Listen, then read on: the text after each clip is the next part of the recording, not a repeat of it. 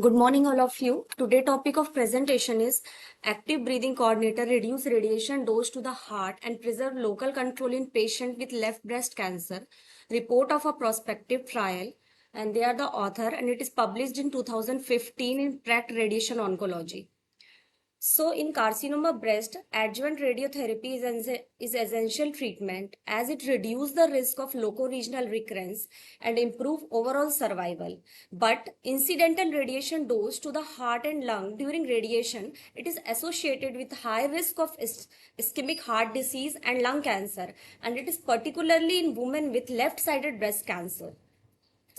So in one of the article, it is concluded that cardiac morbidity and mortality are the long-term complication of breast radiation therapy, increasing by 1.76 fold in death due to cardiac disease and 1.33 fold in death due to vascular disease over an average of 28 years of follow-up when compared to patients who didn't receive radiotherapy. And the risk of major coronary event induced by radiation was increased linearly with the mean heart dose by 1.27 fold compared to patients without radiation therapy. In a recent population-based study noted that excess risk of ISD, it is proportional to MSD and is apparent within 4 years of radiation and persists for decades. And there is a strong interest in treatment technique that reduce exposure to organ at risk. Organ at risk, they are the organ which are close to the treatment area. And radiation adverse effects, it depend on the dose of radiation and volume of tissue irradiated. So there has been many practices that reduce the dose to organ at risk and improve treatment at the treatment area. And these techniques are prone positioning, IMRT, and proton therapy. Another promising technique is moderate inspirational deep breath hold technique, that is MIDBH, with active breathing coordinator with ABC device. So ABC device, it monitors and control patient breathing cycle. Suppose we tell a patient to hold a breath, and this machine will help in holding the breath, and the treatment will deliver or the beam will on that phase only. So by doing so, patient take a deep breath and the distance between the heart and chest wall increases. Consequently, it moves organ at risk away from the radiation field while still allowing effective radiation of the breast tissue. And this will help create reproducible immobilization of the chest wall during treatment. So this is a ABC machine, and this is the spirometer graph. And this diagram of first diagram is of lumpectomy, in which we show the distance between the heart and chest wall is 5.25 centimeter, and with DIBH it is increased 7.56 centimeter, and same with in mastectomy case. So this prompted the design of a prospective controlled trial using ABC device in women with LBC, that is locally advanced left-sided breast cancer, to determine if the technique is able to reduce heart and lung dose without the use of IMRT. So we hypothesized that the use of ABC device would reduce mean heart dose by 20% or greater. This study reports dosimetric endpoints and long-term clinical outcomes. So material and methods, women are enrolled from October 2002 till August 2011. Eligibility criteria, patient required adjuvant radiation to the breast or chest wall and who could tolerate DIBH and had greater than 5 cc heart within the tangent volume field. Exclusion criteria, who didn't want ABC device training, couldn't breath hold for 20 seconds, patients who were non-English speaking or who had poor hearing were ineligible due to concern that they would not understand breath hold instruction during treatment.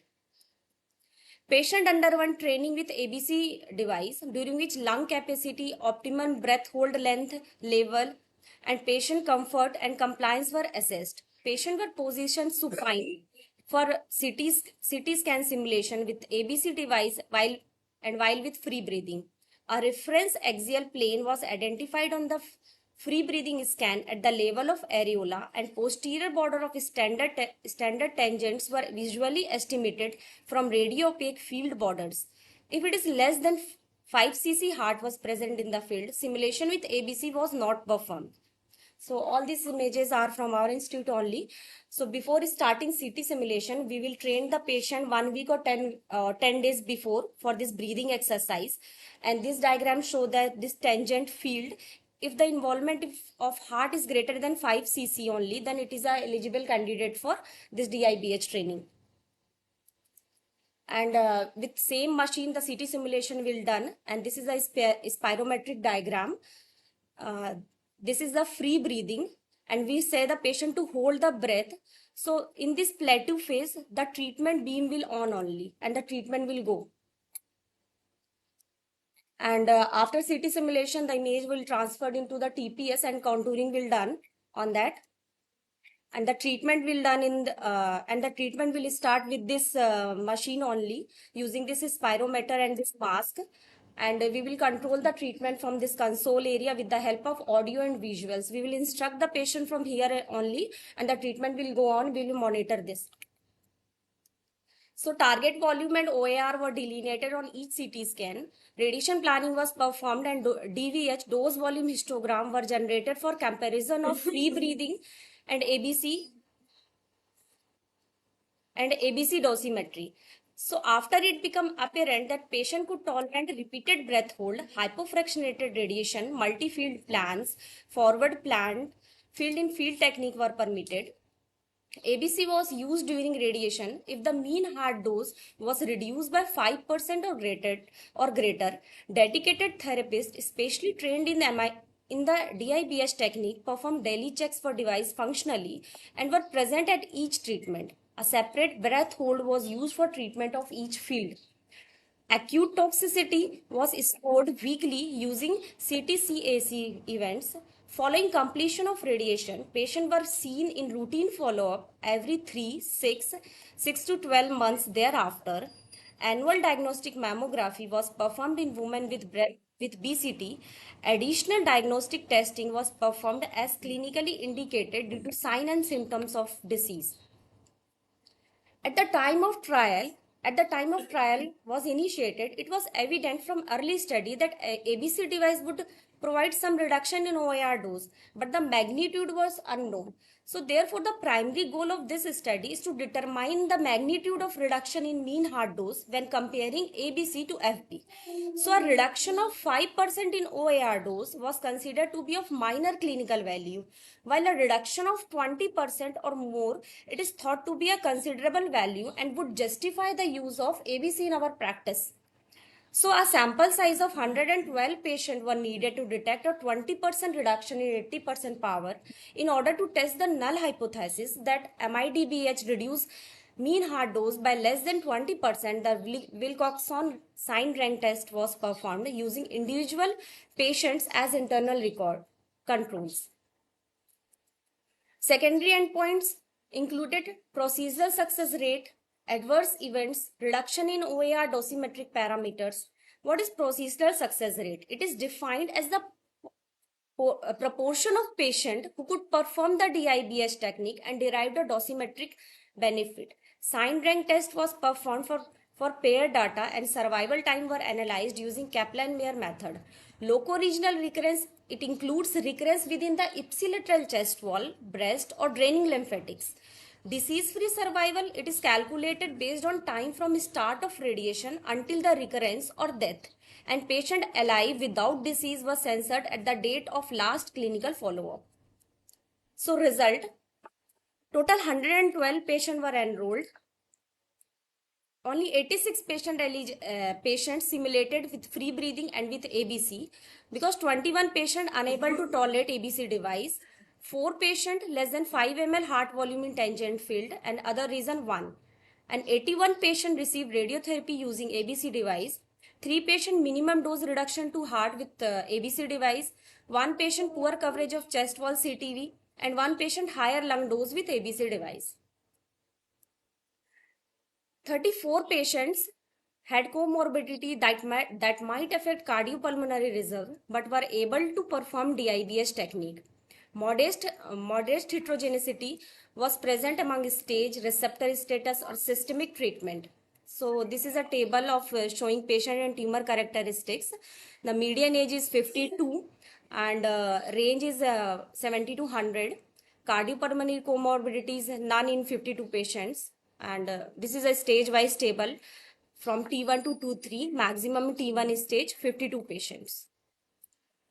And this is the treatment characteristics in breast conservation, 76 patient, no 10 patient, systemic therapy, chemotherapy 4, adjuvant chemotherapy 35, adjuvant trastuzumab 6, adjuvant endocrine therapy 69.